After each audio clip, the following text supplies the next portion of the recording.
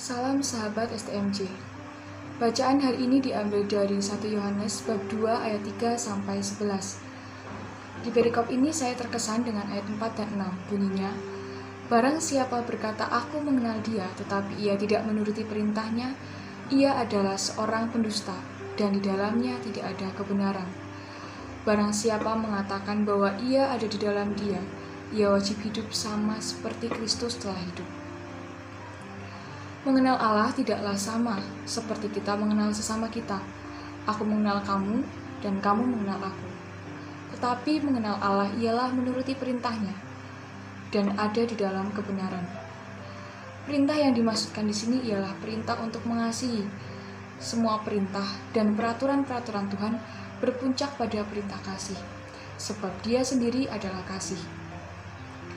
Barang siapa mengenal Allah pasti akan mengenal kasih dan menghidupi kasih. Jika yang terjadi di dalamnya ialah kebencian, tidak saling mengasihi, itu sama saja berada di dalam penyesatan, dalam kegelapan, bukan di dalam terang, atau bukan di dalam kebenaran. Sekarang kita perlu bertanya kepada diri kita masing-masing, sudahkah kita mengasihi sesama? Apakah yang dikatakan bahwa kita mengenal Allah itu benar dengan cara kita mengasihi sesama kita, atau sebaliknya? Justru kita tidak mengasihi sesama, dan ketika kita dikecewakan, apakah kita tetap mengasihi atau kita justru membencinya? Sharing pengalaman hidup saya. Dulu saya itu selalu merasa bahwa saya adalah orang yang sudah mengenal Allah. Tapi, saya sendiri tidak tahu apa yang dimaksud dengan mengenal Allah itu. Saya merasa ketika saya sudah berdoa, mengikuti karisi dan pelayanan dimanapun, bagi saya itu saya sudah mengenal Allah. Namun ternyata tidak. Pemahaman saya itu salah. Setelah saya sering mendengarkan firman Tuhan, saya juga pernah membaca perikop ini sebelumnya, membuat saya sadar dan mengerti bahwa mengenal Allah adalah ketika saya melakukan tindakan kasih, mengasihi sesama seperti Kristus yang mengasihi umatnya, dan berada di dalam terang, berada di dalam kebenaran, bukan dalam kegelapan atau penyesatan. Mengasihi bagi saya itu sulit, apalagi ketika saya mengasihi orang lain. Saya berusaha untuk mengasihi orang lain, namun kasih saya itu justru ditolak. Suatu waktu saya menolong teman saya. Bagi saya ini adalah bentuk tindakan kasih saya terhadap teman saya. Namun apa yang saya pikirkan berbeda dengan teman saya. Justru teman saya itu tidak suka dibantu. Ia tidak suka ditolong oleh saya karena merasa dirinya justru diremehkan. Karena dia merasa dia bisa ngerjain sendiri. Saya merasa kecewa pada saat itu karena niat saya membantu, tapi kenapa ditolak?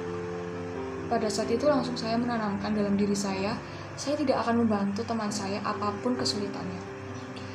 Namun semakin sering saya mendengarkan firman Tuhan tentang perintahnya dan membaca perikop ini, bagaimana saya yang hidup dalam Kristus dan Kristus tinggal dalam diri saya, berarti saya juga harus mau seperti Kristus yang mau mengasihi walaupun dikecewakan. Setelah saya sadar tindakan saya itu salah, saya berusaha menjadi orang yang benar-benar mengenal Allah. Dan tentunya dengan pemahaman yang benar, yaitu dengan mengasihi, sebagaimanapun saya dikecewakan oleh orang-orang yang sudah saya kasihi, saya harus tetap mengasihinya, bukan membencinya, agar saya selalu hidup dalam terang, bukan di dalam kegelapan. Demikian sharing saya. Dengan firman ini, saya semakin diteguhkan bagaimana saya yang mengatakan mengenal Allah. Saya juga harus mau mengasihi, karena seperti Allah sendiri adalah kasih. Apapun resikonya, tetap saya harus mengasihi. Dan firman ini pula membuat saya menjadi pribadi yang mau mengasihi sesama dengan tulus. Demikian, Tuhan memberkati.